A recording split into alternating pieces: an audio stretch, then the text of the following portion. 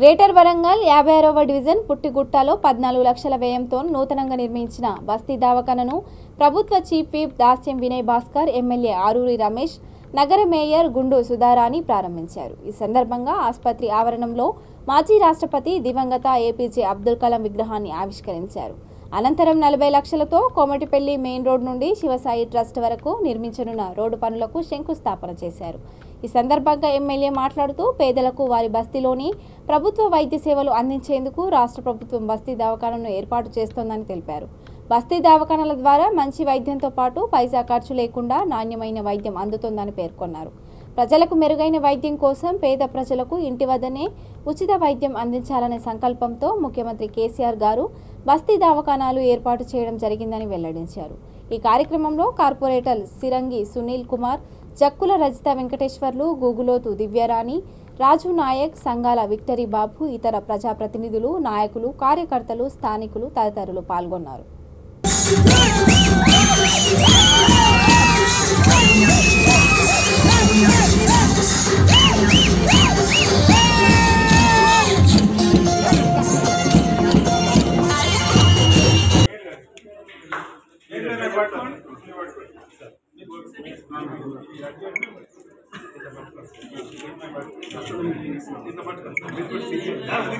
నా సెల్లుని పట్టుకోమంటాను.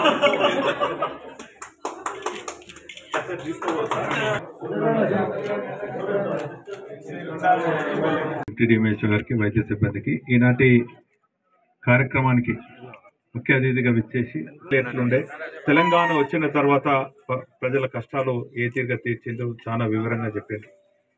భారత రాజ్యాంగంలో పొందుపరిచిన 2 ప్రాథమిక హక్కులైనటువంటి విద్య, వైద్యం గత ప్రభుత్వాలు ఈ దేశంలో ఏ రాష్ట్ర ప్రభుత్వాలు కూడా పట్టించుకోలేదు.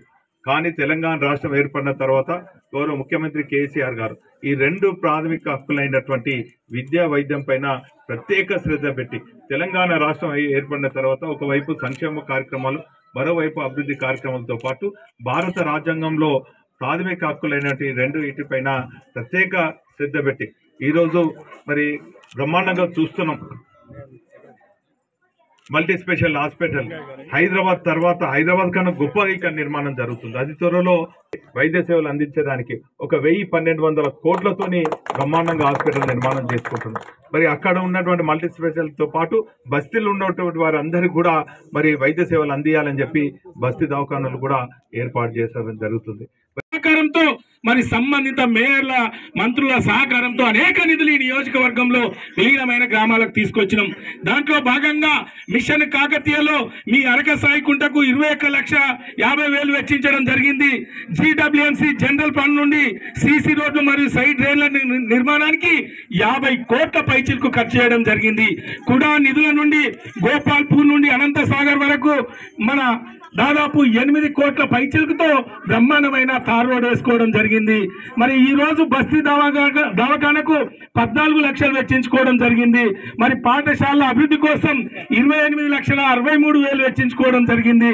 మరి గతంలో పంచాయతీరాజ్ డిపార్ట్మెంట్ ఈ ప్రాంతంలో దాదాపు 2 కోట్లు పంచాయతీరాజ్ నిధులు కూడా తీసుకురావడం జరిగింది.